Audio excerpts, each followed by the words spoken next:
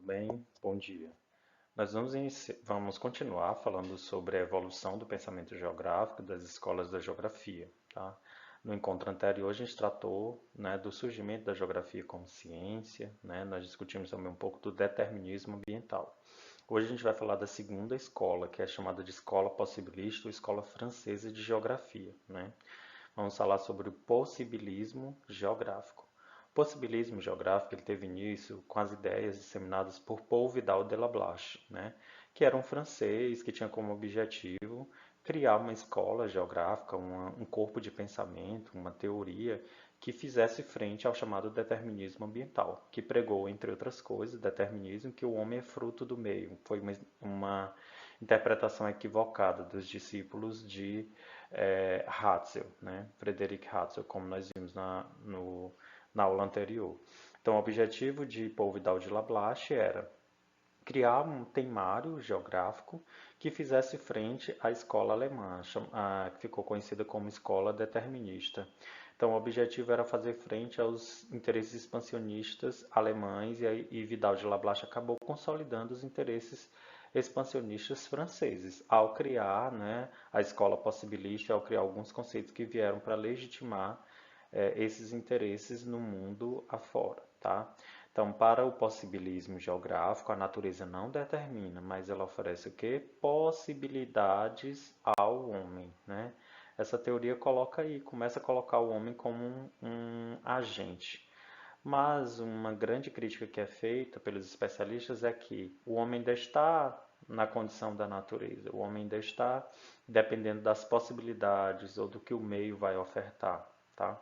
Então, para os franceses, o meio não determina o homem, mas ele oferece possibilidades. Aí a gente levanta o seguinte questionamento: quando a natureza não oferece essas possibilidades, né, é, essas possibilidades de transformação, como o homem faria, né? Então, a gente acredita ainda que essa escola geográfica ela é muito vinculada ao que a natureza vai oportunizar para as pessoas, tá?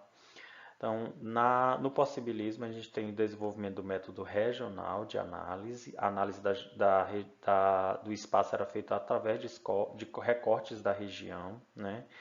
E fazer geografia era comparar lugares, comparar as regiões, né? Para Paul Vidal de Lablache, a geografia seria responsável pela diferenciação dos lugares, né? Os lugares se diferenciariam pelas particularidades que eles ofereceriam. E a gente viu, né, lá no primeiro capítulo, estudando geografia, que regionalizar significa o quê? Particularizar, diferenciar. Então a região foi o grande conceito e o método regional utilizado por Paul Vidal de Lablache, onde estudar os espaços era diferenciar os lugares a partir de quê? Das particularidades que eles ofereciam ou pela similaridade, ou que eles tinham de homogêneo, tá?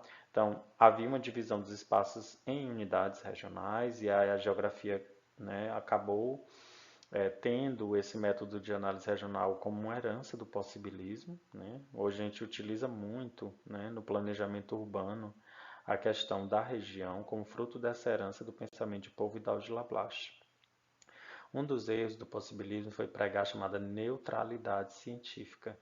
Eles criticaram muito o engajamento que os alemães tiveram, né, em relação à criação de uma teoria voltada para o Estado alemão, voltada para as dominações. Então eles passaram a pregar que a ciência deveria ser neutra. Algo que não aconteceu com os franceses, porque não há neutralidade no discurso político, né, científico. A gente sempre toma partido de alguma coisa, nós sempre temos uma ideologia. Então, essa pretensa neutralidade científica ela não aconteceu, né? Ela foi apenas para escamotear os verdadeiros interesses franceses no mundo subdesenvolvido. E a gente lembra da colonização da África, onde a França colonizou vários países utilizando-se da teoria ofertada pelo possibilismo geográfico. Então, para os franceses, a natureza não determina, mas oferece possibilidades. Essas possibilidades dependem do quê? Dos chamados gêneros de vida. O que seria o gênero de vida? Seria um conjunto de técnicas que o homem utilizaria para poder explorar os recursos que a natureza oferece para ele. Então, seriam as máquinas, os equipamentos e a forma como o homem trabalha com essas máquinas e esses equipamentos no usufruto dos recursos naturais.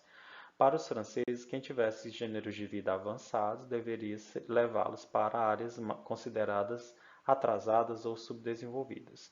Quando eles passam a pregar que existem gêneros de vida superiores, inferiores, diferentes, com técnicas mais avançadas e outros locais com técnicas menos avançadas, os franceses estão aí, né, quebrando o discurso da neutralidade e apostando, né, no gênero de vida como um meio de colonização do mundo subdesenvolvido. Isso aconteceu. Os franceses levaram o gênero de vida seu, o conjunto de técnicas de exploração dos recursos naturais, para várias regiões do mundo, dentre elas da África, da Ásia, legitimando seus interesses nessas regiões, não realizando um discurso científico neutro, pelo contrário, com engajamento político. Então aí nós temos a imagem de Paul Vidal de Lablache, que foi um francês que criou o possibilismo geográfico, pregando que a natureza não determina, mas oferece possibilidades, né? E aí nós temos à direita uma das suas grandes obras, né? Princípios da Geografia Humana.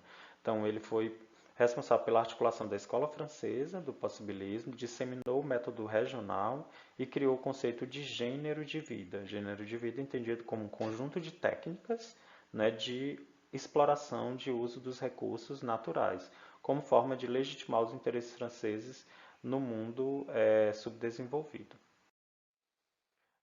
Posteriormente à escola possibilista, nós tivemos o desenvolvimento da chamada geografia pragmática, geografia teorética quantitativa. Essa geografia, ela se diferenciou um pouco da geografia alemã e francesa. Ela ocorreu nos Estados Unidos, principalmente, né, após a Segunda Guerra Mundial, onde a gente teve uma expansão muito grande do capitalismo. Então, como forma de controlar a expansão do capital pelo mundo, a geografia acabou, né, tendo um caráter bem tecnicista, né, bem pragmático, como a própria palavra já sugere. Ela ocorreu a partir dos avanços na informática e o surgimento de modelos matemáticos. Aí a gente lembra que com a Guerra Fria nós tivemos um grande advento de inovações tecnológicas, o surgimento da internet começa a ser gestado ali nos quartéis, né? Os modelos computacionais e matemáticos. Então, fazer geografia nesse período, né, interrompeu um pouco esse ciclo mais teórico, né, de engajamento político, né, e passou-se a se fazer uma geografia extremamente tecnicista ou técnica, né, onde a base dessa geografia era o neopositivismo. E aí, o que seria esse neopositivismo? Neo quer dizer novo. Positivismo foi o sistema, né, um modelo científico que pregava que só era científico aquilo que pudesse ser manipulado em laboratório, aquilo que pudesse ser testado. Então, para os neopositivistas, para os geógrafos pragmáticos, a geografia só teria validade se os números pudessem ser manipulados em laboratório, se pudessem ser feitos experimentos ou testes. Teorias sem um teste laboratorial não seria considerado um conhecimento válido, né? Além disso, além da ideia de que tudo deve ser submetido à verificação lógica, a testes laboratoriais, né? Esses geógrafos trabalhavam com o empirismo, né? Que é o conhecimento que provém da experiência cotidiana do pesquisador, né? E aí valia a questão das viagens de campo como forma de experiência, né? A experiência desse pesquisador colocado como uso, né, para a leitura do espaço que era feita nesse período. Então, a geografia dessa época era testada, né? Ela tinha que ser baseada em números, tinha que ser baseada em modelos para ter uma validade científica, porque nós estávamos aí na emergência do novo positivismo, e o positivismo trabalha com essa ideia da lógica, né? Do conhecimento baseado no teste, na experimentação. Tá? Então, todo o conhecimento apoiou-se na experiência do empirismo, né? Na experiência que provém do próprio pesquisador, né? Para esses geógrafos pragmáticos, né, deve existir uma linguagem comum a todo conhecimento geográfico. Essa linguagem comum era pautada nesses modelos computacionais, matemáticos, que poderiam ser reproduzidos e testados em um ambiente de laboratório, né? Aí nós temos a questão dos números que passam a ter uma grande importância dentro dos estudos. Como é que era feito o estudo do espaço, né? O espaço ele era interpretado não a partir de uma descrição teórica do que nele existia, né? O espaço era descrito, ele era trabalhado a partir de técnicas estatísticas, né? Verificava-se numa região quantos hospitais existiam, quantos estabelecimentos industriais, a população, né? O PIB, a renda per capita, e a partir disso se criavam modelos matemáticos que explicariam a dinâmica daquele espaço, a partir do uso dessas técnicas, contrapondo um pouco o pensamento anterior, onde o espaço era explicado a partir de quê? Era descrito, melhor dizendo. O espaço era descrito a partir do que nele existia, a descrição da sua vegetação, da fauna, da flora, né? Dos aspectos humanos. Aqui, a descrição ela tinha que ser feita através de modelos matemáticos para dar esse quê de cientificidade que o neopositivismo requeria. Então, tudo se traduzia em números. Os espaços eram explicados pelos números. Por isso que muitos autores apontam que o espaço não era explicado em si, ele era descrito, só que agora com nova roupagem, chamada roupagem tecnológica.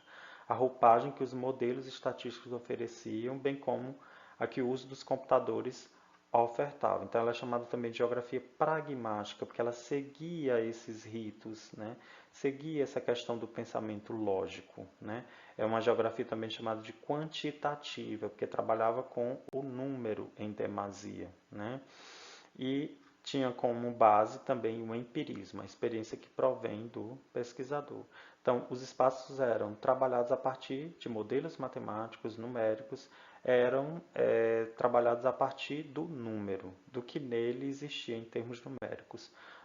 Quantitativo de serviços oferecidos, PIB, renda per capita, quantitativo da população. Então, depois dos anos 60, a partir de 1970, o mundo começa a sofrer grandes transformações em meio à chamada Guerra Fria. Então começa a se questionar essa descrição do espaço a partir dos números, dos modelos, né? Então, esse questionamento surge inicialmente com a obra do francês Yves Lacoste, né? Onde ele passa a defender um novo modelo de geografia através da sua célebre obra, né? A geografia serve, em primeiro lugar, para fazer a guerra. Nesse livro, Yves Lacoste vai defender que existem duas geografias. A geografia feita pelo Estado maior, que é essa dos números, que interessa a ocupação do espaço, aos agentes imobiliários, e tem a geografia dos professores, que é aquela que vai promover o que? Denúncias de quadros sociais, né? Visto que ao longo dos anos 50, 60 e 70 houve um processo muito grande de aumento das disparidades sociais, né? Principalmente no mundo subdesenvolvido. Não havia mudanças do quadro, né, colocado para a sociedade. Então esses geógrafos começaram a se engajar, né, dentro desse processo e incorporaram para isso teorias do marxismo, do materialismo histórico dialético. Então o mundo precisava de uma mudança maior dentro desse quadro. Então a geografia crítica foi uma corrente que surgiu para contrapor, né, a corrente que trabalhava com a ideia dos números, dos modelos matemáticos, do neopositivismo, de que tudo que é ciência é apenas aquilo que é provado, testado em laboratório. Então essa corrente surge na França, em 1970, com um grande movimento de renovação da geografia nos anos 80. Aqui no Brasil, ela ficou conhecida como geografia marxista, tá? Então, a geografia crítica, né, ela tinha como objetivo realizar uma crítica em relação às outras correntes do pensamento geográfico, né? Ela também ficou conhecida como uma geografia de engajamento social, porque não bastava explicar o espaço, como ele funcionava. Era necessário que o cidadão comum, o professor, né, as pessoas se engajassem numa transformação social. Então, a geografia crítica ela estabelece, como está colocado no slide, um rompimento com a neutralidade nos estudos da geografia. Essa corrente passa a propor que não existe neutralidade no discurso científico, que todo discurso, né, está permeado de uma ideologia que vai colaborar ou não para o aumento ou diminuição das diferenças sociais. E o objetivo da geografia crítica era propor o engajamento do indivíduo e que ele tivesse uma crítica junto à conjuntura social, econômica e política do mundo, né? Principalmente em países subdesenvolvidos, que sofreu muito por conta do processo de dominação estabelecidos entre as antigas metrópoles para com as colônias. Aqui o homem é central na análise do espaço. O homem não está refém das questões naturais. A natureza não vai oferecer possibilidades ou determinar suas condições. O homem vai ser determinante, né, na transformação do espaço. Então, cada cidadão passa a ter uma importância ímpar dentro desse processo. E aí, Milton Santos, com sua obra, que é um geógrafo brasileiro, vai inaugurar isso, falando da natureza do espaço, né, colocando o espaço como o principal conceito da geografia e mostrando que o homem é que modela esses espaços a partir da apropriação de quê? Da natureza. Então, o homem é o principal agente de transformação, o principal agente produtor do espaço. Então, esse espaço ele é explicado não por números, não por modelos matemáticos, mas pela produção material. E aí a gente incorpora a questão do materialismo histórico dialético, né? Materialismo histórico dialético é uma corrente filosófica que prega que tudo gira em torno da produção material, a nossa vida, né? A gente vive para acumular, né, um bem, uma riqueza, comprar produtos, carro, casa. Essa acumulação, ela tem um percurso na história, desde a primeira forma de acumulação, que a gente chama de acumulação primitiva do capital, né, até hoje. E essa acumulação, ela é delimitada, ou ela é trabalhada pelo grande capital, né? E para provar essa produção material ao longo da história, é necessário que haja o desenvolvimento do pensamento dialético, que é o pensamento que trabalha com a ideia dos contrários, né? Para eu contrapor uma verdade, eu tenho que apresentar um outro argumento. Da contestação das verdades surgem, né, avanços científicos. Então, nós incorporamos, além do materialismo histórico dialético, o marxismo, né? Que é uma corrente filosófica também que vai pregar o quê? Que há uma divisão de classes sociais, que o grande capital é que molda a nossa vida, e dentro dessa divisão de classes sociais, né, nós temos em contraposição burguesia versus proletariado, né? E aí, com a incorporação do pensamento marxista, esses geógrafos passam a questionar a realidade, né, posta pelo capitalismo em nosso cotidiano, né? Passa a questionar por que que alguns acumulam muito dentro do espaço e outros não têm nada. Por que que essas disparidades acabam sendo aumentadas ao longo do tempo. É por isso que a geografia crítica vai pregar o quê? Uma geografia de mudanças sociais, de contestação, né, dos agentes produtores do espaço. E vai propor o quê? Uma geografia de lutas e denúncias, onde o indivíduo ele também é responsável pela transformação do seu lugar, mas entendendo que esse espaço ele é moldado, né, a partir de forças outras, né, o grande capital, né, o processo de acumulação histórica do mesmo ao longo do tempo, mas não descarta a possibilidade de mudança social, de diminuição dessas desigualdades a partir da realização de uma geografia voltada para a denúncia desses problemas. Então, propõe uma geografia de denúncias sociais em busca da diminuição de disparidades sociais. Ela é uma geografia crítica, por quê? Porque ela não só descreve o espaço, mas procura explicar o espaço a partir da lógica de produção que o homem realiza nesse espaço, a partir da apropriação da natureza. Aqui nós colocamos as imagens de Milton Santos à nossa esquerda, né, que é um grande geógrafo que embasa, né, com seus livros e suas obras as teorias da geografia crítica. Nós temos aí o livro de Yves Lacoste, que inaugurou esse novo pensamento nos anos 70, de uma geografia das denúncias sociais, de uma geografia de engajamento, e à direita a imagem de Yves Lacoste, como um dos ícones da geografia crítica. Na próxima aula a gente fala da geografia da percepção e geografia humanística cultural.